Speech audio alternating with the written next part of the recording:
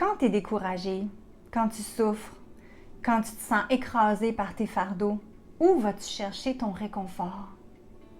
Est-ce que c'est vers une amie? Est-ce que c'est vers une distraction? Est-ce que c'est vers une fuite rapide? Où est-ce que tu vas chercher ton réconfort dans ces moments-là? Est-ce que tu savais que Jésus est prêt à prendre tous nos fardeaux? Et en plus, il sait exactement quoi faire avec. Aujourd'hui, je nous invite à réfléchir sur ce que Jésus nous offre et à comment on peut trouver du repos pour nos âmes en allant régulièrement porter nos fardeaux au pied de la croix.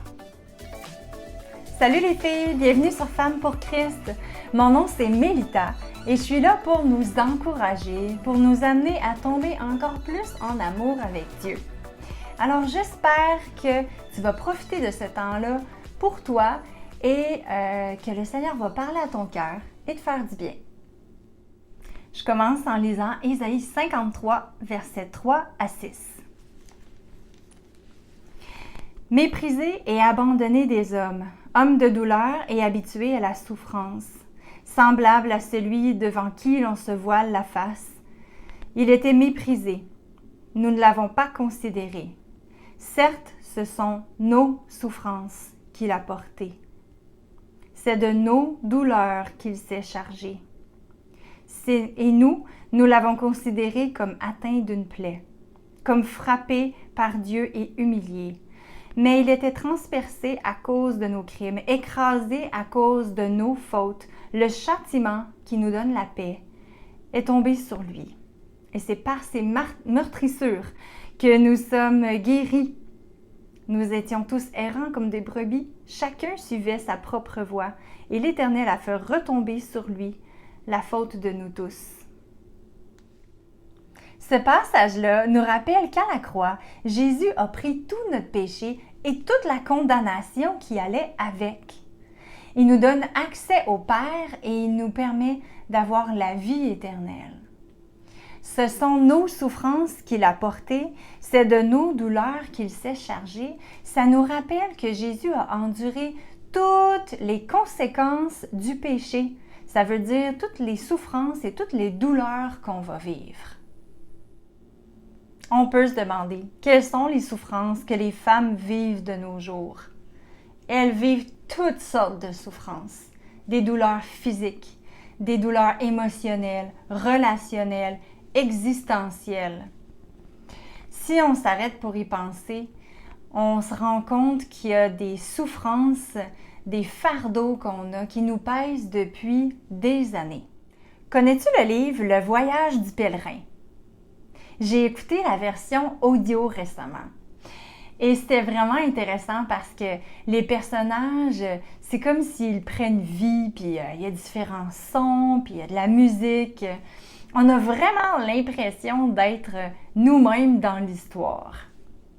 Ce livre-là a été écrit en 1678 par John Bunyan, qui était un pasteur anglais emprisonné pour sa foi. C'est une allégorie du parcours de la vie d'un chrétien et le personnage principal s'appelle Chrétien, justement. Et lui, il essaie de quitter la cité de destruction pour se rendre jusqu'à la cité céleste. Chrétien, avant d'être né de nouveau, il se promène avec un lourd fardeau qui traîne constamment sur son dos.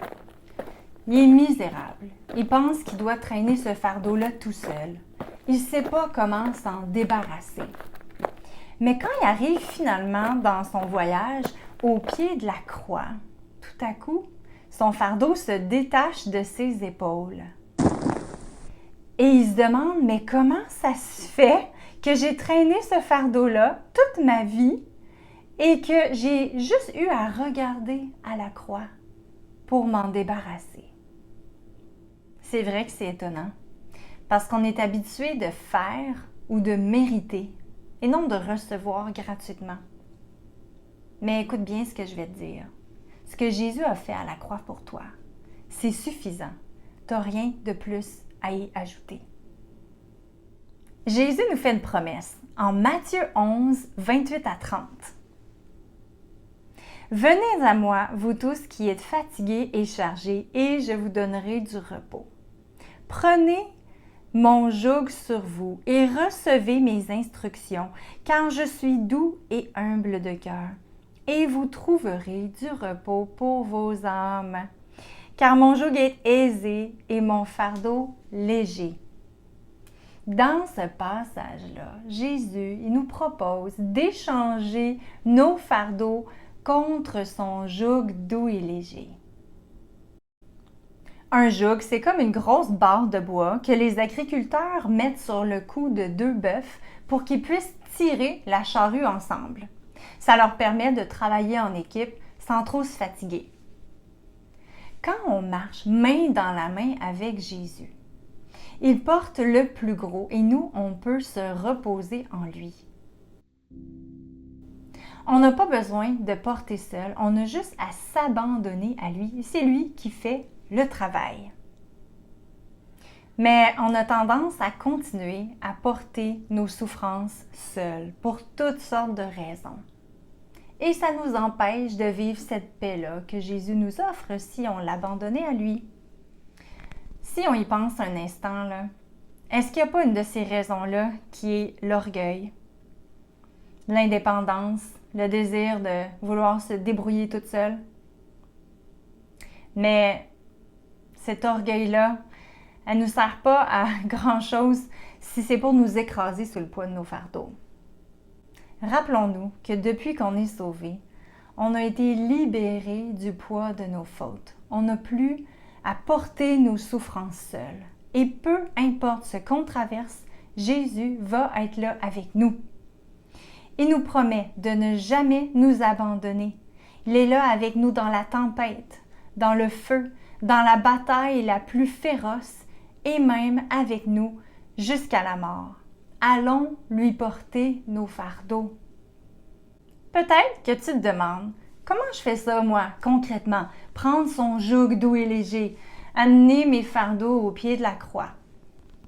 Voici ce qu'on fait.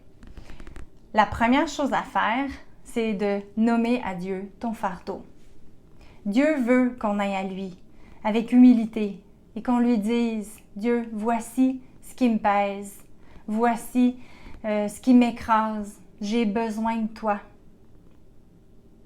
La deuxième chose à faire, c'est de lui donner. C'est tout simplement une décision qu'on prend. Moi, j'aime bien m'imaginer avec mon sac de fardeau sur les épaules, en train d'avancer vers la croix. Et puis, je lui laisse comme ça mon fardeau au pied de la croix. Puis, finalement, on détourne nos yeux du fardeau. Que les circonstances changent ou non, hein?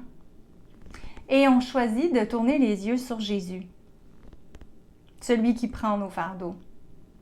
Quand on fixe les yeux sur Jésus, sur sa présence, sur son amour, ça nous aide à être moins préoccupés avec les choses du monde et moins préoccupés par nos propres faiblesses. Souvent, après l'avoir déposé au pied de la croix, on a tendance à y repenser ou on a tendance à retourner prendre notre fardeau. Puis c'est normal, on fait tous ça. On va devoir y retourner et le laisser encore et encore. Des fois, Dieu va mettre fin à notre souffrance et il va nous enlever le fardeau qui nous pèse. Tant mieux si ça arrive. Mais parfois, le fardeau va rester là pendant un certain temps.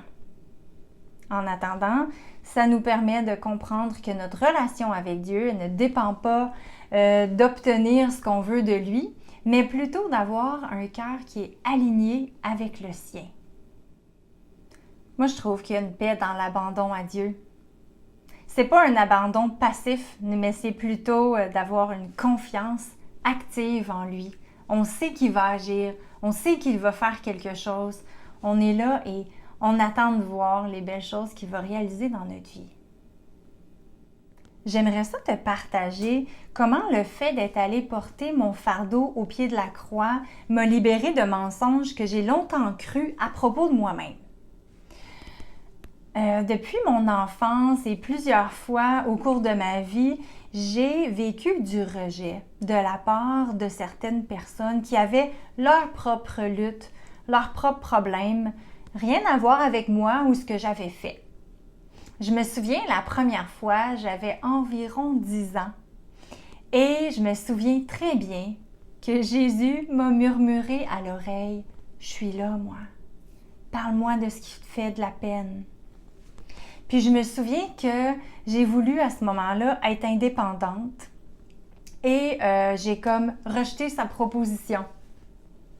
À la place, j'ai choisi un joug lourd et je me suis mis à me dire que c'était de ma faute, que j'avais pas été à la hauteur, que finalement j'étais comme un déchet qu'on pouvait jeter à la poubelle n'importe quand. Et malheureusement, ces mensonges-là m'ont suivi pendant des années quand je vivais des situations semblables. Mais j'ai finalement choisi d'amener mon fardeau au pied de la croix et Dieu m'a montré que je devais combattre ces mensonges-là pour qu'ils puissent me reconstruire. C'est spécial comment il a fait ça. Ce qu'il a fait, c'est qu'en un court laps de temps, il a permis que je vive plusieurs blessures comme ça, plusieurs rejets à répétition. Et c'est comme s'il m'amenait à me pratiquer. C'est comme s'il me disait « Vas-y, pratique-toi à venir me porter ton fardeau au pied de la croix. » Et c'est ce que je faisais encore et encore, même si je sentais que j'étais impuissante, puis que, bon, on dirait que sur le coup, il se passait rien de particulier. Puis finalement, à force d'aller porter mon fardeau au pied de la croix encore et encore, Dieu m'a donné une paix. Et puis, il m'a aidé à voir le rejet différemment sans que je sente ma valeur ébranlée. Il m'a même aidé à pardonner la personne qui m'avait blessée et même à l'aimer. Tu sais, Dieu change des fois notre perspective sur les choses.